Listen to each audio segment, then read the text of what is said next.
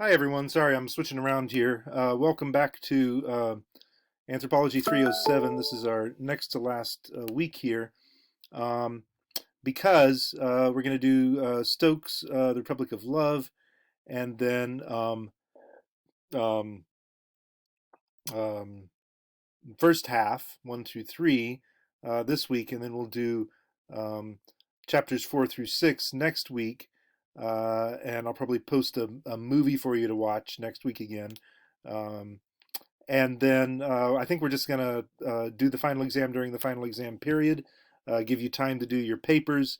Um, and oh, the Quran video paper is due uh, on the 30th. So, yeah, you got a lot of papers to do. And then we'll just not really meet. We'll not have any videos for May 7th.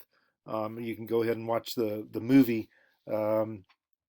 Not the Quran movie, a different movie, a movie about Egyptian music about Kulthum, and then it's all on YouTube with subtitles. It's actually a documentary though, but it's really nice. And then for the final exam, we'll do it online again, and you'll turn in your papers, and we're done. So this is like the next to last week here for y'all.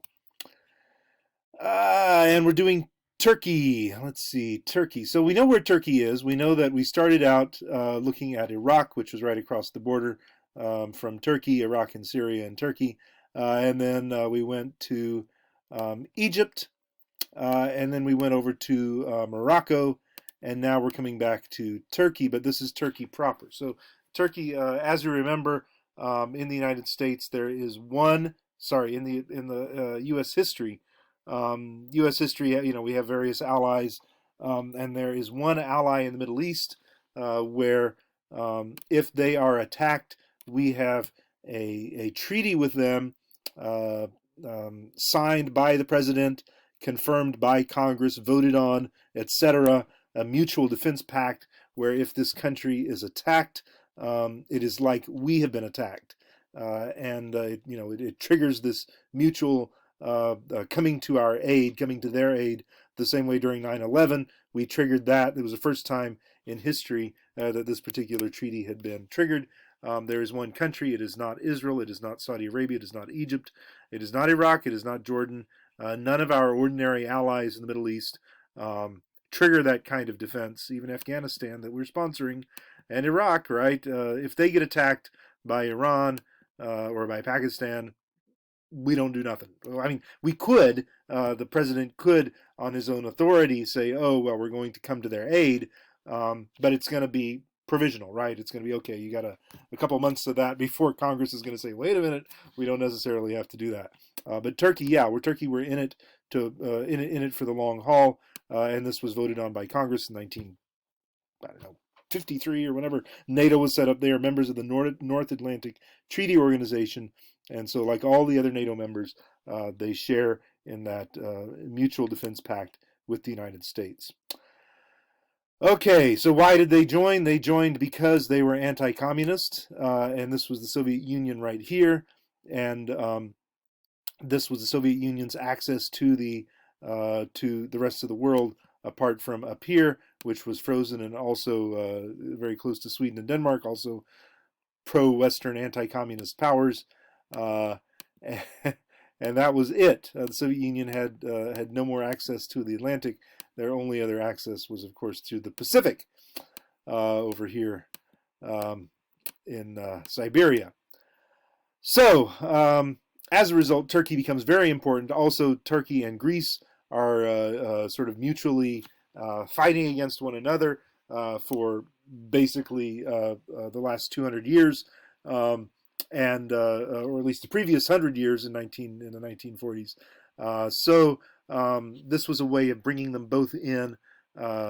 Against the Soviet Union. They were both opposed to the Soviet Union, so they found themselves on the same side in the Cold War, and so they were both brought in as NATO members, even though Yugoslavia, of course, was not a NATO member, and neither was Romania and Bulgaria and the other Eastern Pact, Warsaw Pact countries. So Greece was over here isolated, close to Italy, but still isolated, and Turkey was as well. Okay. So it's east and west. Turkey is on the boundary between Europe and Asia. across that Bosporus right there.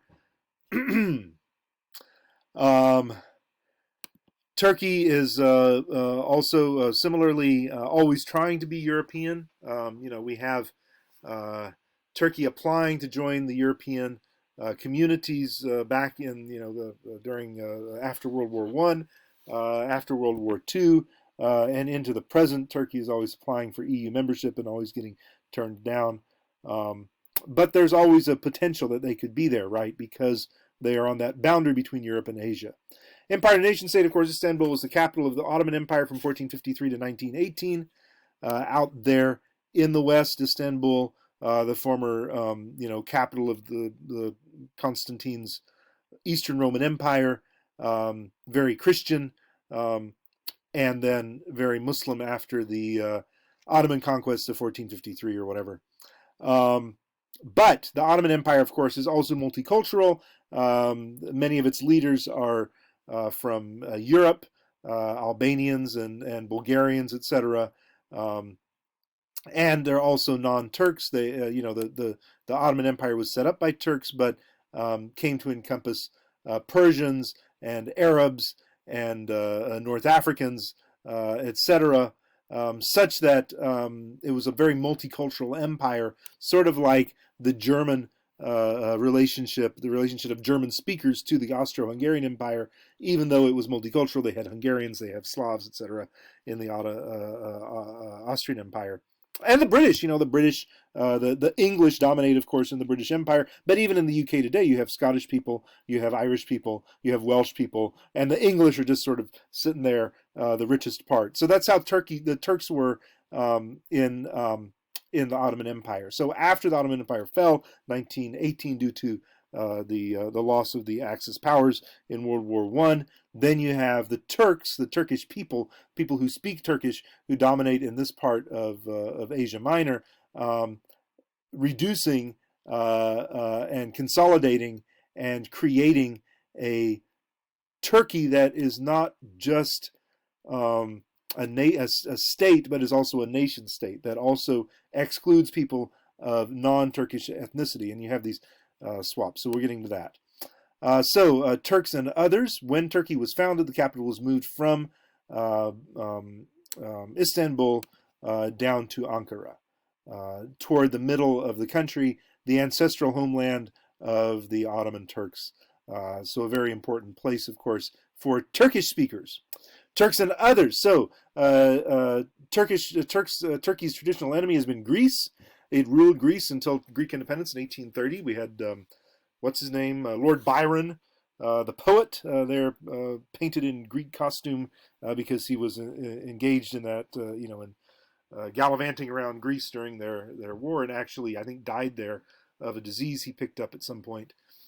After Greece and Turkey were both brought into NATO together, 1949, 53, somewhere in there, a series of population swaps that had already started in the 20s led to most ethnic Greeks, that is Christians, moving to Greece, and most ethnic Turks, that is Muslims, moving to Turkey, even though they had been living in Greece for hundreds of years, even though the Greek-speaking Christians had been living in Turkey for thousands of years, or at least over 1,000 years.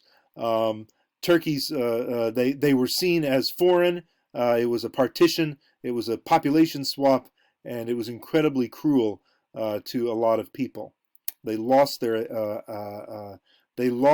nationality, and they gained a new nationality. They were kicked out of their own country and welcomed into their new country. Just incredible. So Turkey's main minority then, after that moment in the 50s, when the final population swaps were done, and today you have old people living in Greece who love their homeland back in Turkey, and old Turkish people living in Turkey who love their homeland back in Greece, and have such nostalgia and are glad to be able to travel back if they can afford it. So after that, after the 50s, then the main ethnic minority is the Kurds. The Kurds had replaced the Armenians. Armenians used to live throughout this area, and then the Armenian genocide forced them away from their homes, many of them killed in the desert, and they were supplanted by Kurdish people, many of whom had participated in that genocide, um, and remaining there, 20% of the population, the Kurds, of course, speaking a language that is quite different from Turkish. It's Turkish. Remember, Turkish is a language coming out of Central Asia, up in here. And Kurdish, of course, is closely related to Persian, Indo-European, more closely related to Hindi or German than to some sort of language of Mongolia, northern China, where the Turkish languages are most closely connected to. Oh goodness, we're up to 11 minutes. Let's pause this and come back.